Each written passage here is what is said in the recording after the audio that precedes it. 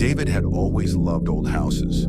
Their eerie charm fascinated him, so when he found a Victorian mansion at a bargain price, he moved in without hesitation. The first few nights were peaceful, but then it started. At exactly 3 a.m., whispers drifted through his bedroom, soft at first like the wind murmuring through the walls. But soon they grew distinct. They called his name.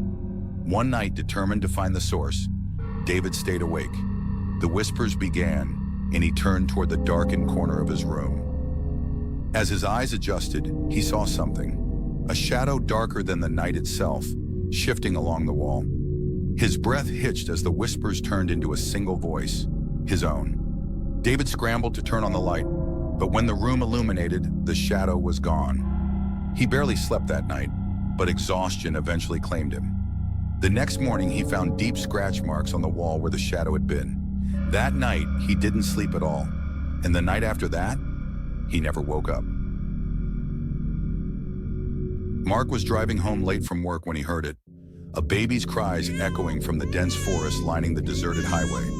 He slowed down, his heart pounding. A baby, alone in the woods. He pulled over, stepping cautiously toward the trees. The crying grew louder. Something wasn't right. "Hello?" he called, his voice shaking. Silence. Then a whisper right behind him. That was a mistake. His blood ran cold. He spun around, but the road was empty. His car door was wide open. The engine was off.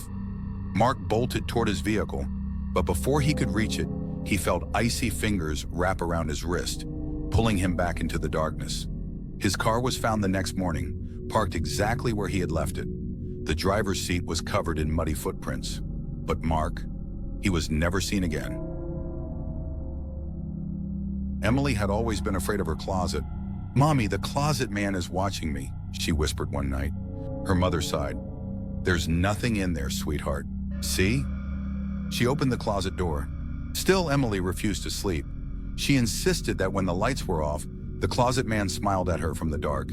That night, as she lay trembling beneath her blankets, the door creaked open. Slow, deliberate. A raspy breath filled the silence. Emily shut her eyes tight. If she didn't look, maybe it would go away. The bed dipped. Her tiny body stiffened as something cold crawled in beside her. Bony fingers traced her cheek. Then a voice whispered in her ear, "Shh. If you scream, Mommy will see me too." Her mother found her bed empty the next morning. The only sign of her was the closet door, wide open, revealing a single word scratched into the wood. "Mine." Lisa loved her vanity mirror. It had been in her family for generations, its ornate frame holding secrets of the past. One night, as she brushed her hair, she noticed something strange. Her reflection wasn't copying her. She stopped. Her reflection didn't. It kept brushing. Slowly, Lisa's breath hitched. She raised her hand. The reflection raised its opposite. She turned her head. The reflection didn't. Then it grinned. She wasn't smiling. Her reflection's lips moved. It spoke without sound, but Lisa understood. "Let me out!" She leaped back, knocking over the mirror. Glass shattered across the floor, but when she dared to look down, her reflection was still intact, standing in the shards, staring up at her. Then it stepped forward. Jake's phone buzzed at midnight. He glanced at the screen. His own number. Confused, he answered. Static, then breathing. "Hello?" A whisper came through the speaker. "Don't turn around." Jake's blood ran cold.